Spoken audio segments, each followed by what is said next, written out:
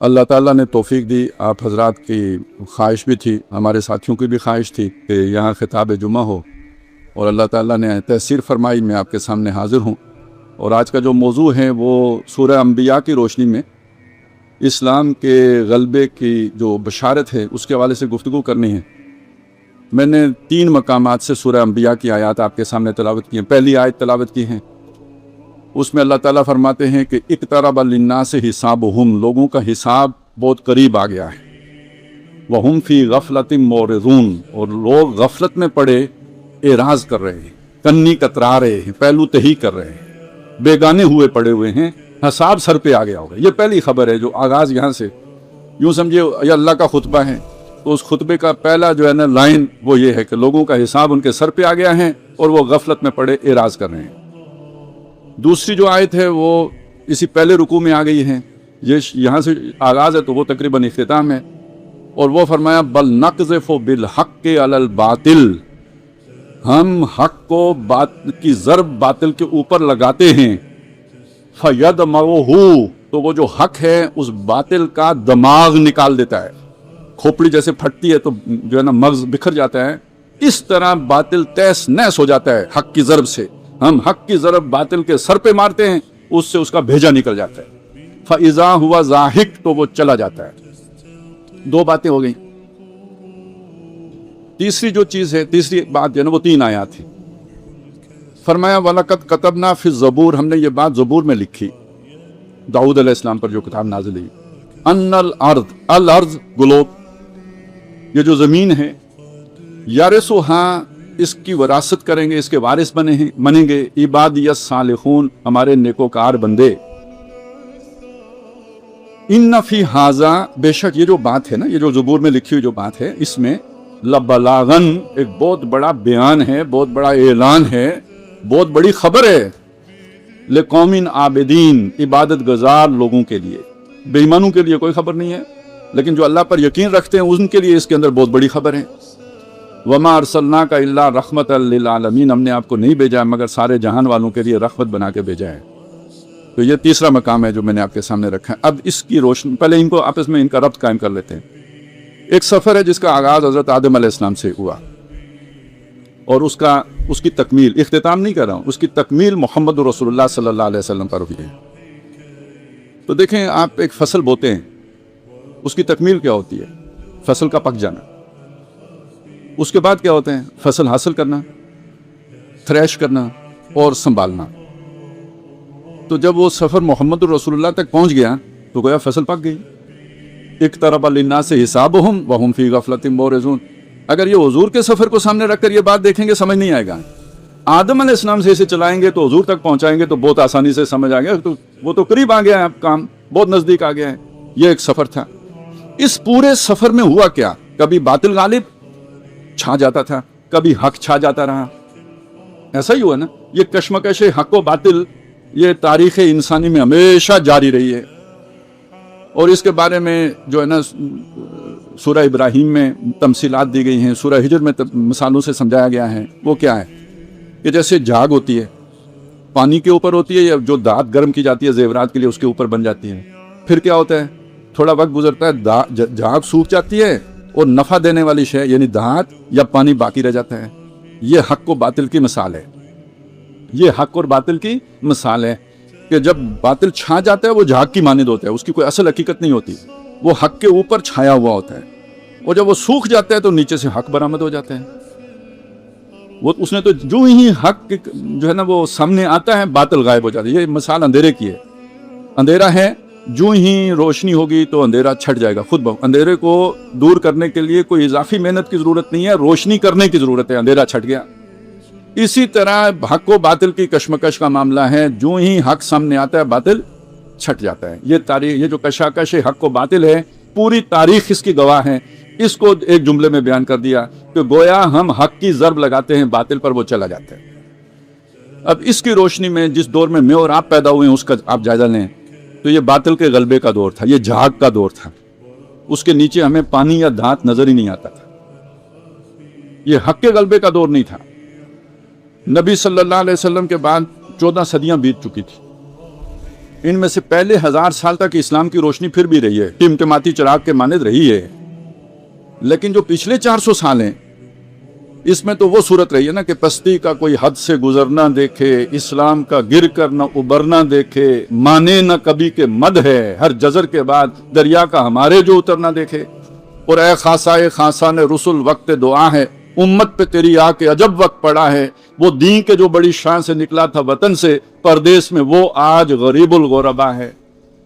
یا جو حضور نے فرمایا تھا کہ بدا الاسلام غریباً فسیعود کما بدا، اسلام شروع ہوا تو کوئی اسے نہیں پہچانتا تھا، جانتا تھا، کوئی اس کو وقت نہیں دیتا تھا، عنقریب یہ لوٹ کے ویسا ہی ہو جائے گا جیسے کہ یہ شروع ہوا تھا۔ تو گویا اس 1000 سال کے بعد اسلام لوٹ کے وہ پستی میں چلا گیا، اندھیرے میں چلا گیا۔ یا جسے جو ہے سورہ انشقاق میں ایک نقشہ آتا ہے نا ہمارے سامنے، فلا اقسم بالشفق، تو نہیں میں قسم کھاتا ہوں روشنی، وہ جو شفق ہوتی ہے نا سورج طلوع ہونے سے پہلے یا سورج غروب ہونے کے بعد، وہ جو تھوڑی سی رہ جاتی ہے، تو یہاں ہم اس کی مراد لیں گے سورج غروب ہونے کے بعد۔ سورج کون ہے؟ محمد رسول اللہ صلی اللہ علیہ وسلم، وہ آپ کا دور، پھر اس کے بعد بھی 1000 سال کا دور لگائیں، اس کے بعد جب اقوام غیر غالب آ گئیں تو گویا کچھ تھوڑی سی شفق ہی پیچھے رہ گئی، ہلکی پھلکی روشنی رہ گئی، لیکن واللیل وما وسق، پھر پوری رات ہی چھا گئی۔ یہ وہ دور ہے کہ جب وضع میں تم و نصارہ تو تمدن میں ہنود، یہ مسلمان ہیں کہ جنہیں دیکھ کے شرمائیں یہود۔ لیکن جو پچھلی صدی ہے نا، یہ ریوائول کی صدی ہے، اس میں تحریکیں اٹھی، مختلف علاقوں میں مختلف تحریکیں اٹھی، کہیں اخوان اٹھے ہیں، کہیں جو ہے نا وہ مولانا ابوالکلام آزاد نے حزب اللہ بنائی ہے، کوئی تبلیغی جماعت ہے، کوئی جماعت اسلامی ہے، ہر طرف تحریکیں اٹھی ہیں، اور انہوں نے وہ پھر جو ہے نا وہ جگانے کی کوشش کی، مسلمانوں کو جگانے کی کوشش کی۔ اور یہ تقریباً پچھلی صدی کا جو یوں سمجھیے کہ پہلا نصف اول ہے جس میں یہ تحریکیں اٹھی ہیں، اور ان کا ایک اثر پڑا ہے۔ وہ اثر جو ہے نا وہ ٹائن بی نے بیان کیا ہے۔ یہ کوئی مسلمان نہیں ہے، عیسائی ہے، اور بڑا غالی عیسائی ہے، متعصب عیسائی ہے، لیکن وہ ارلی 50s میں یہ دعویٰ کر رہا ہے کہ 21ویں صدی اسلام کی صدی ہوگی۔ تو یہ کس چیز کا اثر تھا؟ وہ جو مسلمانوں کی یہ تحریکیں اٹھ رہی تھی اس سے اس نے اندازہ لگا لیا، حق و باطل کی اس کشمکش سے وہ واقف تھا، وہ تاریخ دان ہے اور فلسفہ تاریخ سے واقف ہے، اسے اپنے تہذیب کے باطل ہونے میں کوئی شک نہیں ہے اور اسلام کے حق ہونے میں کوئی شک نہیں ہے، اور اس نے ایک اندازہ لگایا کہ 21ویں صدی اسلام کی صدی ہوگی۔ یہ تقریباً 80s میں وہ کتاب آئی تھی، 1980 والی دہائی میں، کلیش آف سویلائزیشن والی، تہذیبوں کا تصادم، اور اس میں پہلے نمبر 2 ہی تہذیبیں انہوں نے کہا تھا ہمارے مقابلے میں کھڑی ہیں، ایک اسلامی تہذیب ہے اور دوسری جو ہے نا یہ کنفیوشس کی تہذیب ہے، کہ چائنا والے۔ آج ہم پتہ ہے کہاں کھڑے ہیں؟ آج وہ مسلمان اور چائنا قریب آ چکے ہوئے ہیں، جہاں پہ پہنچ گئے ہوئے ہیں۔ آگے جو ہونا ہے میں ابھی اس کی بات نہیں کر رہا، یعنی یہاں تک یہ سفر پہنچ چکا ہوا ہے۔ انہوں نے انہی 2 تہذیبوں کو اپنے مقابل تہذیبوں کے طور پر پیش کیا تھا، اور اب یہ کتنا گہرا ان کے لاشعور میں اترا ہوا ہے کہ یہ جو ایران اور امریکہ کی جنگ ہوئی ہے، اس میں جب وہ ایک کریٹیکل پوزیشن پہ پہنچا، امریکہ اپنے مقاصد حاصل کرنے میں ناکام ہوا اور ڈیسپریٹ ہوا، تو وہ الفاظ زبان سے نکلے ہیں ٹرمپ کے کہ ایک سویلائزیشن کا خاتمہ کرنے جا رہے ہیں۔ اب کوئی سمجھ آئے، یہ تہذیبوں کا تصادم کوئی سازشی تھیوری نہیں ہے، یہ آپ کو بہکایا جاتا ہے، بہلایا جاتا ہے کہ یہ سازشی تھیوری ہے، یہ کوئی سازشی تھیوری نہیں ہے، یہ ایک ریئلٹی ہے جس پر کام ہوتا ہے، اور وہ نکل جاتی ہے سچی بات جس کے منہ سے مستی میں فقیر مسلط بین سے وہ رندے بادہ خار اچھا۔ یہ ہمارے مسلط بین تو ہمیں سمجھاتے رہتے ہیں کہ یہ سازشی تھیوری ہے، وہ بادہ خار شرابی رات کو اٹھ کے بتا دیتا ہے ٹویٹ کر کے، نہیں یہ سچی تھیوری ہے، اس میں کوئی شک نہیں ہے، ایسا ہی ہے۔ تو یہ اب یہ 2 تہذیبوں کا تصادم تو ثابت ہو گیا، تو اس میں حق پر کون ہے اور باطل پر کون ہے، اور انجام کیا ہے؟ بل نقذف بالحق علی الباطل۔ ہاں، ہم سوئے رہتے، ہم نہ اٹھتے، نہ بیدار ہوتے، یہ کلیش پیدا ہی نہیں، یہ فرکشن ہی نہ ہوتی۔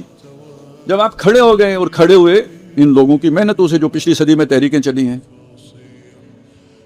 پتہ نہیں آپ کو اندازہ ہے یا نہیں کہ پہلے کیا ماحول ہوتا تھا۔ میرے والد محترم ریٹائرڈ ہو چکے، گھر رہتے ہیں، تو ان کی جو ہے نا ایک کالج کے زمانے کی تصویر ہے، گروپ فوٹو، جو کلاس فیلوز ہیں، ٹیچرز بھی ہیں، سارے بیٹھے ہوئے ہیں۔ ایک بندہ جو ہے نا وہ شلوار کرتے میں نہیں ہے، داڑھی کو تو چھوڑیں، شلوار قمیض میں ایک بندہ نہیں ہے پوری کلاس میں، اور شاید ایک کوئی ٹیچر ہے داڑھی والا، باقی کسی کی داڑھی کیا چھوٹی، کیا بڑی، کیا خشخشی، کیا لمبی، کوئی نہیں، صاف چٹ پٹ، نہ مچھ نہ داڑھی۔ یہ ہمارے تعلیمی اداروں کا ماحول تھا، اور یہ میں کوئی لاہور کی بات نہیں کر رہا ہوں، یہ میں کوئی وہ ایچ ایس این کالج کی بات نہیں کر رہا، یہ مری کا ایک جو ہے نا کالج کی صورتحال یہ تھی جہاں سارے دیہاتی بچے پڑھنے آتے تھے، ٹھیک ہے نا. اس سے آپ اندازہ لگا لیں کہ وہ کیا دور تھا اور یہ کتنا فرق واقع ہو چکا ہوا ہے. آج آپ کے تعلیمی اداروں میں ایک طرف وہ بھی ہے، ہر وہ مطلب بالکل ہی رنگینیاں بھی ہیں، لیکن دوسری طرف آپ کو معتدب تعداد میں وہ لوگ نظر آئیں گے جو عملاً دیندار ہیں. تو کلیش آپ کو ہر جگہ نظر آئے گا، فرق ہر جگہ نظر آئے گا. ایک ہی رنگ میں رنگ نہیں گئے، بلکہ یہ کہ آپ کو وہ ڈویژن نظر آ رہی ہوگی. تو اس کا وہ نتیجہ ہے کہ جو آخر میں جا کے ظاہر ہونا ہے. قرآن مجید نے بڑے عجیب انداز میں اس کی پیشن گوئی کی ہوئی ہے. یہ دیکھیں نا، یہ سورہ انبیاء کی آیات ہیں، میں نے ٹکڑوں میں سے آپ کو سنایا، ڈاٹس ہیں آپ نے ملانی ہیں. آخر میں جا کے کیا، یہ آخری رکوع کی آیات اب میں آپ کو سناتا ہوں. فرمایا وَلَقَدْ كَتَبْنَا فِي الزَّبُورِ، ہم نے یہ بات زبور میں لکھ دی تھی. یہ قرآن کی بات نہیں، اس سے پہلے لکھ دی تھی زبور میں. داؤد علیہ السلام، داؤد علیہ السلام کون ہے؟ یہ یوں سمجھ لیجئے کہ یہ بنی اسرائیل کے عہد زرعی کے پہلے آدمی. موسیٰ علیہ السلام بانی ہیں، دیکھیں یعقوب علیہ السلام سے نسل چلی ہے، اس کو جو ہے نا وہ کتاب ملی ہے تورات موسیٰ علیہ السلام کے دور میں، تو بانی وہ ہو گئے، ٹھیک ہے نا. لیکن عروج پہ پہنچانے، سیاسی عروج کس نے دیا ان کو؟ داؤد علیہ السلام. عظیم سلطنت جو قائم ہوئی ہے وہ داؤد علیہ، پھر ان کے بیٹے ہیں سلیمان علیہ السلام. تو اگر داؤد علیہ السلام کی کتاب میں یہ لکھ دیا گیا تھا تو گویا یہ والا عروج کسی اور کو مل رہا ہے بعد میں. یہ اسی موقع پہ ان کو بتا دیا وَلَقَدْ كَتَبْنَا فِي الزَّبُورِ مِن بَعْدِ الذِّكْرِ. عام ایمان کی باتیں، یاد دہانی کی باتیں، یہ جو الہامی کتابوں میں جو ہوتے ہیں نا ما بعد الطبیات، یہ سارا ذکر کی باتیں، یاد دہانی کی باتیں. من بعد الذکر ادھر لکھ دیا تھا ہم نے. کیا لکھا تھا؟ ان الارض یرثها عبادی الصالحون، بے شک زمین کے وارث میرے نیکوکار بندے بنیں گے. اگر آپ اس صالحون کا میں نے ترجمہ نیکوکار کیا ہے، اس ترجمے کو دیکھنے کا ایک طریقہ تو یہ ہے، لغت میں بھی جا کے دیکھیں، وہاں سے بھی دیکھ سکتے ہیں، لیکن اس سے بہتر طریقہ یہ ہے کہ سورہ انبیاء جو ہے نا یہ اللہ تعالیٰ کا ایک خطاب ہے. اس سورہ مبارکہ میں یہ عابدین بھی اور صالحین بھی بکثرت استعمال ہوا ہے. وہ کن لوگوں کے لیے استعمال ہوا ہے وہ آپ اگر اسے پڑھیں گے تو داخلی طور پہ آپ کو معلوم ہو جائے گا. وہ ابراہیم علیہ السلام کے لیے استعمال ہوا، وہ لوط علیہ السلام کے لیے استعمال ہوا، وہ حضرت یسع کے لیے استعمال ہوا، حضرت اسماعیل کے لیے استعمال، یہ جو انبیاء اور رسول ہیں ان کے لیے استعمال ہوا، اور علیحدہ ایک ایک کا ذکر کر کے استعمال ہوا. تو اس کا مطلب ہے اس خطبے میں عباد کا بھی اور صالح کا بھی معنی ڈٹرمنڈ ہے، پہلے سے طے شدہ ہے، اللہ کے نیکوکار بندے. اس لیے میں نے یہ ترجمہ کیا ہے، لغوی ترجمہ نہیں کیا، اس سیاق و سباق میں ترجمہ کیا ہے. دوسرا، اگر آپ دیکھنا چاہتے ہیں نبی صلی اللہ علیہ وسلم کی تشریعات کو تو اس کو بھی دیکھیں. تو حضور نے فرمایا کہ ان اللہ زوالی الارض، بے شک اللہ نے میرے لیے زمین کو لپیٹا. سکیڑا بھی ترجمہ ہو سکتا ہے، لپیٹنا بھی ترجمہ. اصل میں مسئلہ کیا ہے، جیسے ہم کسی شے کو نا، ایک تو ہوتا ہے زوم کر کے دیکھنا، ایک ہوتا ہے اسے ہم تھوڑا وہ کم، آپ نے کوئی لوکیشن سیٹ کی ہے کہیں کی، پھر اسے ذرا قریب کر کے دیکھتے ہیں، چھوٹا کر کے دیکھتے ہیں. تو آپ فرض کریں اللہ تعالیٰ نے نبی صلی اللہ علیہ وسلم کو انچارج بنایا پوری زمین کا، تو اس کا ایک نقشہ بھی دکھایا. تو ایک وقت میں ہماری آنکھ پوری گلوب کو تو نہیں دیکھ سکتی، تو وہ کوئی زوم کر کے ہی دکھایا ہوگا نا. تو ان اللہ زوالی الارض، بے شک اللہ تعالیٰ نے میرے لیے زمین کو لپیٹا. فرائیت مشارقہا و مغاربہا، تو میں نے زمین کے سارے مشرق بھی دیکھے، سارے مغرب بھی دیکھے. اور اگلی بات کیا فرمائی؟ وَإِنَّ أُمَّتِي سَيَبْلُغُ مُلْكُهَا مَا زُوِيَ لِي مِنْهَا، اور بے شک میری امت کی بادشاہی اس سب پر قائم ہو کے رہے گی جو اللہ نے مجھے لپیٹ کر دکھایا. گویا یہ گلوبل امت کی گلوبل بادشاہی کا اعلان ہے. مشرق و مغرب میں تیرے دور کا آغاز ہے، یہ اس کا اعلان ہے. اب یہ جو مفہوم میں نے آپ کے سامنے رکھا، یہ ذہن میں رکھیں تو اگلا جملہ سمجھ میں آئے گا. ان فی ھذا لبلاغن، یہ بہت بڑا اعلان ہے، عظیم اعلان ہے، اور اس مادی دنیا میں تو بہت بڑا اعلان ہے. آج جہاں پہ انسان پہنچا ہے، دیکھیں گلوبل آرڈر کی بات ہو رہی ہے، پوری دنیا کا ایک انتظام، نیو ورلڈ آرڈر بات آج چل رہی ہے نا. گلوبل ولیج، دنیا پوری ولیج کے مانند، گاؤں کی مانند ہو گئی. چودھری ایک، آرڈر ایک، حکومت ایک، انتظام ایک، یہ آج کی ضرورت ہے. لیکن پرابلم کیا ہے؟ پرابلم یہ ہے کہ آپ نے انسانوں کی جو تقسیم کی ہے یا انتظام کیا ہے وہ قومیتوں کی بنیاد پر کیا ہے. نیشن سٹیٹس ہیں نا جو اس وقت موجود ہیں، اور ہر نیشن کے ساتھ ایک تعصب ہے جس نے اس قوم کو جوڑ کے رکھا ہوا ہے. یہ جناب جرمن ہیں، یہ فرینچ ہیں، یہ انگلش مین ہیں، یہ عرب ہیں، یہ ترک ہیں، یہ ایران ہیں، یہ افغان ہیں، یہ جناب وہ پنجاب ہیں، یہ پختون ہیں، یہ جوڑ رہے ہیں، اور یہ گلوبل ولیج بنانے کی رکاوٹ ہیں.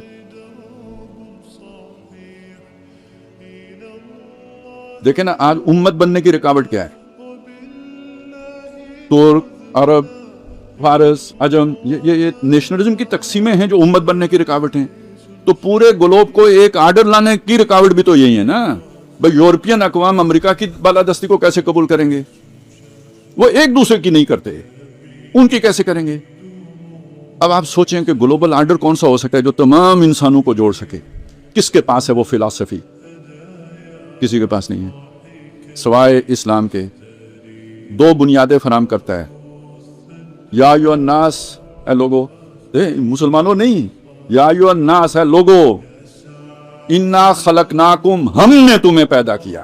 گورے کو بھی ہم نے پیدا کیا، کالے کو بھی ہم نے پیدا کیا. مخلوق ہونے کے اعتبار سے سارے برابر ہو گئے یا نہیں ہو گئے؟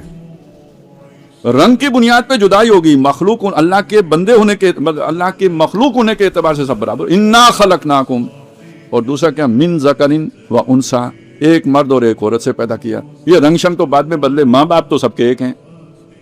یہ بنیاد کوئی اور نہیں دے سکتا، یہ صرف اسلام دے رہا ہے. تو گویا اسلام ہی وہ آئیڈیالوجی ہے، محمد الرسول اللہ صلی اللہ علیہ وسلم کا لایا ہوا دین ہی وہ واحد نظریہ ہے جو سارے انسانوں کو ایک لڑی میں پرو سکتا ہے. باقی کوئی نظریہ ایسا نہیں کہ جو اتحاد پیدا کر سکے. بات سمجھ میں آ گئی؟ تو میں نے آپ کے سامنے 3 دلائل رکھے. پہلی بات یہ رکھی کہ یہ جو چلا آ رہا ہے سلسلہ حق و باطل، اس حق و باطل کا اختتام جا کے حق کے غلبہ ہونا ہے. پہلی بات یہ آپ کے سامنے رکھی. یہ سورہ انبیاء کا پیغام ہے. اور عبادیت صالحون کے بارے میں اگر سیاق و سباق میں سورہ انبیاء کے سیاق و سباق میں دیکھیں تو نیک لوگ مراد ہیں. اور نیک لوگ دنیا میں اس وقت وہ ہیں جو محمد رسول اللہ صلی اللہ علیہ وسلم کے امتی ہیں. اللہ تعالیٰ نے آخری سند تو حضور کو دی ہوئی ہے نا. پہلی بات یہ ہمارے سامنے آ گئی. دوسری میں نے آپ کے سامنے حدیث پیش کی، اور اس میں بھی بات ہمارے سامنے آئی کہ زمین کے وارث، اللہ نے مجھے یہ زمین لپیٹ کے دکھائی، ساری بادشاہی میری امت کو ملے گی. بات وہی بنی جو میں نے پہلے آپ کو اخذ کر کے دی تھی سورہ انبیاء سے، حدیث میں بھی وہی ثابت ہوئی. اور آخری میں نے آپ کے سامنے عقلی توجیہ رکھی کہ دنیا کے اندر یہ ڈیمانڈ پیدا ہو چکی ہے کہ ایک حکومت ہو، لیکن اس ایک حکومت کی جو پہلی ضرورت ہے کہ آپس میں جڑنے کی بنیاد کیا بنے وہ کوئی موجود نہیں ہے. وہ اگر ضرورت کوئی پرووائڈ کر سکتا ہے تو وہ اسلام ہے، اور اس کے علاوہ کچھ نہیں. ٹھیک ہو گیا؟ یہ 3 باتیں ہو گئیں. ثابت کیا ہوا؟ ان فی ھذا لبلا، بہت عظیم بات ہے جو اس میں ہے. لیکن اس کی سمجھ کس کو آئے گی؟ لقوم عابدین، جو اللہ کے فرما بردار لوگ ہیں ان کو سمجھ آئے گی کہ یہ بات کتنی بڑی ہے. باقیوں کے لیے یہ مذہبی دعویٰ ہے، مولوی لوگ دعویٰ کرتے رہتے ہیں، یہ بھی ایک دعویٰ ہے، بڑھ ہے پاگل کی جو کبھی نہیں پوری ہوگی. لیکن یہ اللہ، یعنی یہ دیکھیے جب مکے میں نبی صلی اللہ علیہ وسلم تھے اور ایرانیوں نے شکست دے دی تھی رومیوں کو، تو قرآن نے اسی طرح کا ایک دعویٰ کیا تھا کہ رومی مغلوب ہو گئے ہیں، اور بضع سنین، 9 سالوں کے اندر یہ رومی واپس غالب ہوں گے اور ایرانی شکست کھائیں گے. تو اس وقت لوگوں نے یہی کہا تھا کہ یہ پاگلوں کی باتیں ہیں. حضرت ابو بکر صدیق رضی اللہ تعالیٰ عنہ سے ایک کافر نے شرط لگا لی تھی 100 اونٹوں کی کہ بھائی اگر یہ بات ہو گئی تو میں آپ کو 100 اونٹ دوں گا. تو گویا ان کو تو یقین نہیں آیا. آج جب ہم یہ بات کہہ رہے ہیں تو ہمارے اپنے دانشوروں کو یقین نہیں آتا. تو کوئی بات نہیں، بے شک نہ آئے. جس کا اللہ پر ایمان ہے اسے تو یقین آنا چاہیے نا. سورہ انبیاء کے بعد سورہ حج ہے، اور اس میں اس کو پڑھیں، اس میں اللہ کی نصرتی کا ذکر ہے. اللہ مدد کرتا ہے، اللہ مدد کے بغیر نہیں چھوڑتا، اور یہ اللہ کا دین ہے، اسے اللہ غالب کرتا ہے. اور اللہ حق کی ضرب باطل کے سر پہ مارتا ہے، اس کا بیجا نکال دیتا ہے. اب آئے آخری بات، وَمَا أَرْسَلْنَاكَ إِلَّا رَحْمَةً لِّلْعَالَمِينَ، اے نبی ہم نے آپ کو نہیں بھیجا مگر سارے جان والوں کے لیے رحمت بنا کے بھیجا ہے. اس کا کیا مطلب ہے؟ پہلی بات اس میں سارے جہان والوں کے لیے رحمت بنا کے بھیجا. اس رحمت سے استفادہ اولین کس نے کیا؟ عربوں نے کیا. پھر کس نے کیا؟ جہاں تک اسلام پہنچا ان لوگوں نے کیا. ایران تک بھی پہنچا، ہندوستان تک بھی پہنچا، انہوں نے بھی کیا. لیکن کیا امریکہ تک پہنچا؟ فرانس تک پہنچا؟ نہیں پہنچا. تو وہ تو ابھی محروم ہے نا. اور حضور ان کے لیے بھی رسول رحمت ہے یا نہیں ہے؟ ان کے لیے بھی رحمت ہے. تو اس کا مطلب یہ جوڑے نا آپس میں کہ جب کل وہ جو وعدہ پورا ہوگا نا کہ زمین کے وارث نیکوکار بنیں گے تو اے نبی آپ کی رحمت کا اظہار سب کے لیے ہوگا. اب یہ رحمت کیا ہے میں تھوڑا سا ایک تو رحمت وہ ہے جو آخرت میں ظاہر ہوگی, میں اس وقت اس کی بات نہیں کر رہا ہوں, میں دنیا کی رحمت کی بات کر رہا ہوں. اس دنیا کی رحمت کو آپ سمجھیں, یہ ہمارا ملک ہے پاکستان, یہ لا الہ الا اللہ کے لیے بنا. 2 سال پہلے جو کچھ یہ تھا آپ کو پتہ ہے, دنیا میں اس کا چہرے پہ جو کالک ملی ہوئی تھی وہ آپ کو پتہ ہے, میں اس تفصیل میں نہیں جا رہا. پچھلے سال ہم نے انڈیا سے اللہ نے ہمیں جو فتح عطا کی, ہم نہ مانے دنیا مانتی ہے, کوئی بھی نہ مانے ٹرمپ اکیلا مانتا ہے اور وہ سب سے منوا کے چھوڑے گا, وہ اسی لیے روز ایک جہاز کا اضافہ کر دیتا ہے. یہ اسی طرح کی بات ہے جیسے فرعون کے دربار میں جادوگر جیتے تھے, درباریوں کو نہیں سمجھ آئی کیا ہوا, جادوگروں کو سمجھ آئی ہے کیا ہوا. یہ جو انڈیا سے ہماری جیت ہوئی ہے یہ جنگی ماہرین جانتے ہیں کیا ہوا ہے, یہ عام جو ہے نا بندے کو سمجھ ہی نہیں آتی کیا ہوا ہے. یہ 5th جنریشن کے جہاز گرا دینا کوئی خالہ جی کا گھر نہیں ہے, وہ ہو گیا. آپ جو جانتے ہیں انہیں پتا ہے کیا ہوا, وہ ایسے ہی تو ہمارا دیوانہ نہیں بنا, ہم نے اپنی ورتھ پروو کی ہے تو اس کے بعد وہ ہمارا دیوانہ بنا. اسی طرح اس سے بڑھ کر معاملہ اب ہوا ہے, یہ کوئی کم نہیں ہے, اور دو اعتبار سے, ایران اور پاکستان دونوں کے اعتبار سے. امریکہ کی اسسمنٹ یہ تھی, اور امریکہ کی اسسمنٹ کا مطلب یہ نہیں ہے کہ کوئی جذباتی لوگوں کی اسسمنٹ ہے. تھنک ٹینک بیٹھے ہوتے ہیں, کروڑوں میں ان کے اربوں میں بجٹ ہوتے ہیں, اور وہ اسسمنٹ یہ تھی ہفتے میں کام تمام. 6 ہفتے میں بھی کچھ نہیں ہو سکا. الٹا وہ جو نا ابنائے ہرمز بند کروا بیٹھے, پوری دنیا کی رگے جہاں جو ہے نا وہ جو پہلے پنجہ یہود میں تھی وہ پنجہ ایران میں آ گئی. یہ سچی بات ہے, ایسا ہی ہو گیا, پھنس گئے. اور وہ پاکستان جو دنیا میں تخریب کار مشہور کر دیا گیا تھا, وہ پاکستان کے جس کے ماتھے پر دہشت گردی کی کالک مل دی گئی تھی, وہ دنیا کے لیے پیس میکر بن گیا راتوں رات. اور صرف بن نہیں گیا, پراپیگنڈے کا پیس میکر نہیں ہے, کر کے دکھایا, چہرہ ہی بدل گیا. یہ معجزے سے کم نہیں, یہ وہ مئی والے واقعے سے یہ بڑا واقعہ ہے. ایران کا دفاع کر لینا امریکہ کے مقابلے میں, اور پاکستان کا پیس میکر بن کے اپنا امیج بنا لینا پوری دنیا کے سامنے. کامیابی ناکامی بات کی بات ہے, یہ امیج بن جانا, پرسپشن بن جانا, عظیم کامیابی ہو. یہ اللہ کی مدد کے بغیر کسی انسان کے بس کی بات ہی نہیں ہے. بلا شبہ اس پراپیگنڈے پہ کھربوں ڈالر لگے ہیں پاکستان کی یہ تصویر غلط بنانے میں. اللہ نے ایک رات میں بل نقذف بالحق علی الباطل فیدمغہ, راتوں رات وہ دھو کے بالکل نکھرا صاف منمونا, ساری دنیا عاشق ہو گئی. اور وَأَلْقَيْتُ عَلَيْكَ مَحَبَّةً مِّنِّي, وہ جو موسیٰ علیہ السلام کے چہرے پہ محبت ڈال دی تھی, ویسی محبت اللہ نے دنیا والوں کے دلوں میں پاکستان کی پیدا کر دی. ایسے ہی تو نہیں ہو گیا. یہ آنے والے دور کی ایک دھندلی سی تصویر دیکھ, کھول کے آنکھ میرے آئینے افکار میں, آنے والے دور کی ایک دھندلی سی تصویر دیکھ, اس کا نقطہ آغاز ہے, واضح آغاز ہے. تو یہ امن جو ہے نا یہ انسانی فطرت ہے. تو رحمت کا سب سے بڑا مظہر کیا, اللہ کے راضی ہونے کا سب سے بڑا مظہر کیا ہے, امن. ابراہیم علیہ السلام نے جب اپنی ضروریت ایک حصہ آ کے آباد کیا تھا مکہ مکرمہ میں, وادی غیر ذی زرع میں, تو دعا کیا مانگی تھی, امن کی.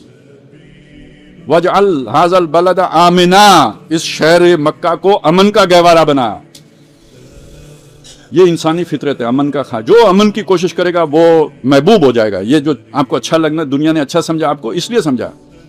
پہلے دنیا دہشت گرد سمجھتی تھی, نفرت کرتی تھی.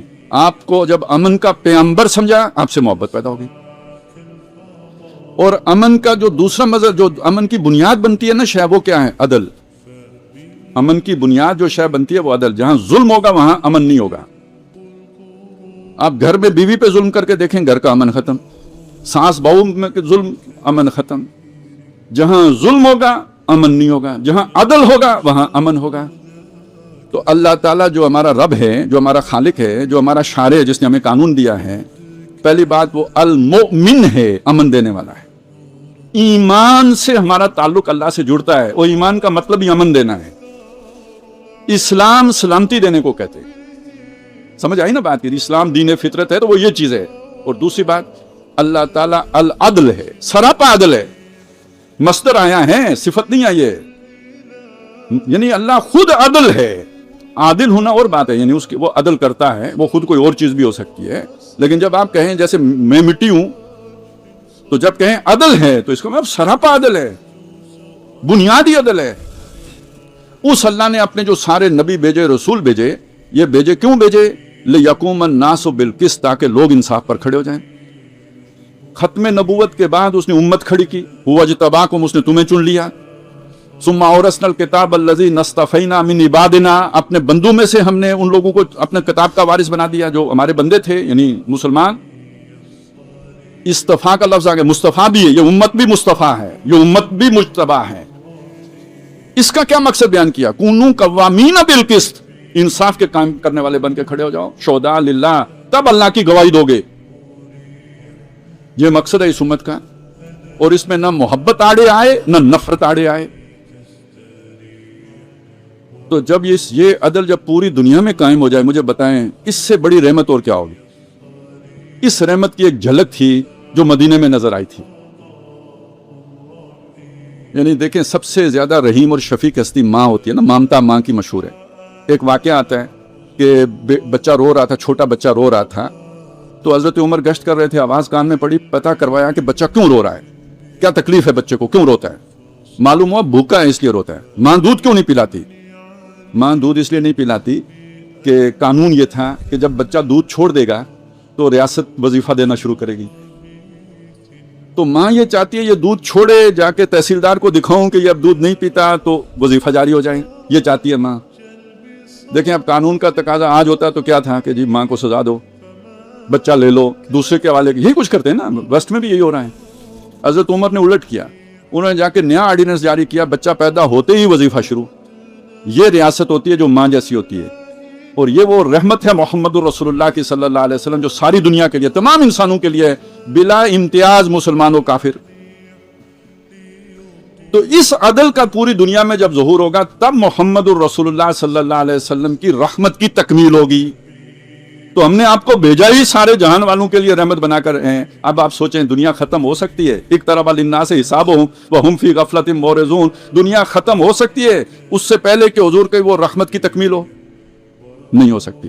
तो ये इजाफी बात हमारे सामने आ गई कि हम पूरी नो इंसानी दर हकीकत मोहम्मदुर रसूलुल्लाह सल्लल्लाहु अलैहि वसल्लम ही की तरफ बढ़ रही है। अब मेरे और आपके करने का काम क्या है? दूसरे फलसफों की तरफ देखने की बजाय अपना दामन मोहम्मदुर रसूलुल्लाह सल्लल्लाहु अलैहि वसल्लम के साथ बांध लें, आपके दीन के सच्चे पैरोकार बन जाएं। और मैं आपको सच्ची बात बताता हूं, जब हक आता है तो बातिल ही नहीं मिटता, तमाम अहले बातिल भी मिट जाते हैं, और सरवाइव वही करता है जो हक के साथ होता है। और ये भी पेशन गोई इकबाल ने की थी कि इस दौर में सब मिट जाएंगे, हाँ बाकी वो रह जाएगा जो कायम अपनी राह पे है और पक्का अपनी हट का है। इकबाल के दौर में सुपर पावर रूस, सुपर पावर अमेरिका, पहला गया, दूसरा आखिरी दम भर रहा है, ठीक है। और ये देखें अब ताकत किधर शिफ्ट हो रही है।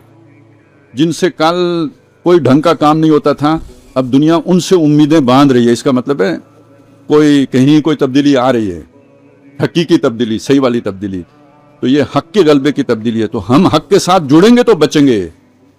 उसी रविश पे कायम रहे ना जो हम पुराना देखते हैं कि भाई जिसने आराम खाया फैला फूला, अब नहीं फैले फूलेगा।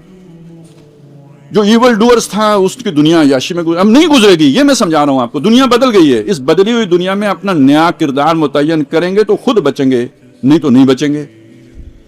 सच्चा जमाना आ रहा है, झूठा जमाना खत्म हो रहा है। ये 400 साल 500 साल अल्लाह की तकवीम में कोई सुबह शाम है, हमारी तकवीम में बहुत बड़े हैं, 5 सदियों की बात है। तो हमें अब अपने आप को जोड़ना चाहिए दीन के साथ, कुरान के साथ, अहले दीन के साथ। तब हमारे जो है ना वो अपनी बचत की सूरत बनेगी, दुनिया में भी और आखिरत में भी। नहीं तो फिर ये कि खसरत दुनिया वल आखिरा, दुनिया का भी खसारा और आखिरत का भी खसारा। अल्लाह ताला हमें अपने नेक बंदों के साथ, कूनू मास सादिकीन, सच्चे जो असली अल्लाह के बंदे, उनके साथ जुड़ने की तौफीक अता फरमाए। अपनी किताब के साथ जुड़ने की तौफीक अता फरमाए। अपने रसूल का हमें फर्माबरदार बनाए, अपने अहकाम का पाबंद बनाए और दीन का खादिम और खिदमत गुजार बनाए। बारक अल्लाहु ली व लकुम फिल कुरानिल अज़ीम व नफ़ानी व इय्याकुम बिल आयाति व ज़िक्रिल हकीम।